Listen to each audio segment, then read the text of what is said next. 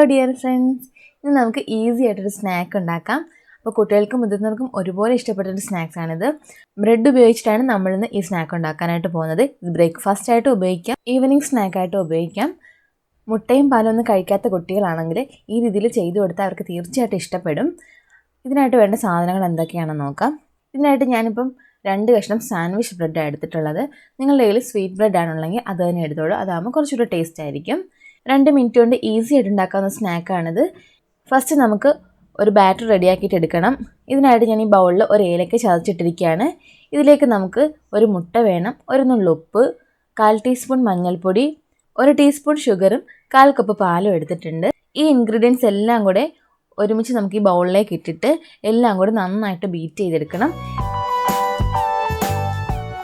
ഇപ്പോൾ ഞാൻ എടുത്തു വെച്ചിട്ടുള്ള ഇൻഗ്രീഡിയൻസ് എല്ലാം കൂടി ഈ ബൗളിലേക്ക് ഇട്ട് കൊടുത്തിട്ടുണ്ട്. പാല് നമുക്ക് കുറേശ്ശെയായിട്ട് ചേർത്താലും മതി. ഇനി ഇതെല്ലാം കൂടി ഇതുപോലെ ഒരു വിസ്ക് ഉപയോഗിച്ചിട്ട് നന്നായിട്ട് ബീറ്റ് ചെയ്ത് കൊടുക്കാം. ഇനി നമുക്കിതിലേക്ക് ബാക്കിയുള്ള പാലും കൂടി ഒഴിച്ചു കൊടുത്തിട്ട് നന്നായിട്ട് ബീറ്റ് ചെയ്തെടുക്കാം.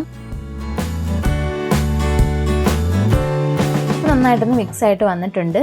ഇപ്പോൾ പാലിന് പകരം വെള്ളം മതിയെങ്കിൽ അങ്ങനെയും ചേർക്കാം. ഇപ്പോൾ ഡയബറ്റിക് ആയിട്ടുള്ളവരാണെന്നുണ്ടെങ്കിൽ പഞ്ചസാര ഉപയോഗിക്കാതെ ഉപ്പ് മാത്രം ചേർത്തുണ്ടാക്കിയാൽ മതി. ഇനി നമുക്ക് ഈ ബ്രെഡ് ഒന്ന് കട്ട് ചെയ്തിട്ടെടുക്കാം.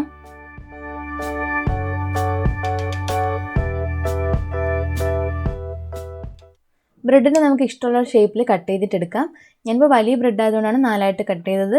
മുഴുവനായിട്ട് വേണമെങ്കിൽ അങ്ങനെ എടുക്കാം, ഇല്ലെങ്കിൽ 2 പീസാക്കിയാലും മതി.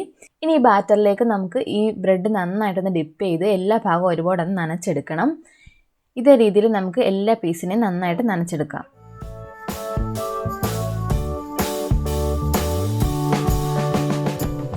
ഇതേ രീതിയിൽ നമ്മൾ ബ്രെഡിൽ ഈ എഗ്ഗിൻ്റെ ബാറ്റർ നന്നായിട്ട് എല്ലാ ഭാഗത്തും ഒരുപോലെ പിടിപ്പിച്ചെടുക്കണം. ഇനി നമുക്ക് ഇതൊന്ന് ഫ്രൈ ചെയ്തിട്ടെടുക്കാം. ഇതിനായിട്ട് ഞാനൊരു പാൻ ചൂടാക്കി എടുക്കുകയാണ്.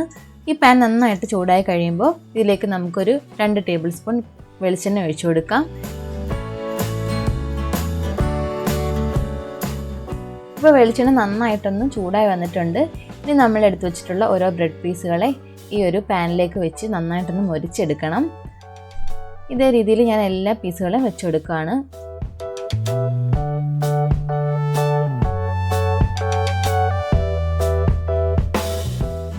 മീഡിയം ഫ്ലെയിമിലിട്ട് കുക്ക് ചെയ്താൽ മതി, ഇല്ലെങ്കിൽ പെട്ടെന്ന് കരിഞ്ഞു പോവും. പെട്ടെന്ന് തന്നെ കുക്കായി കിട്ടും. ഈ ഒരു രീതിയിലാകുമ്പോഴത്തേക്ക് നമുക്ക് തിരിച്ചിട്ട് കൊടുക്കാം.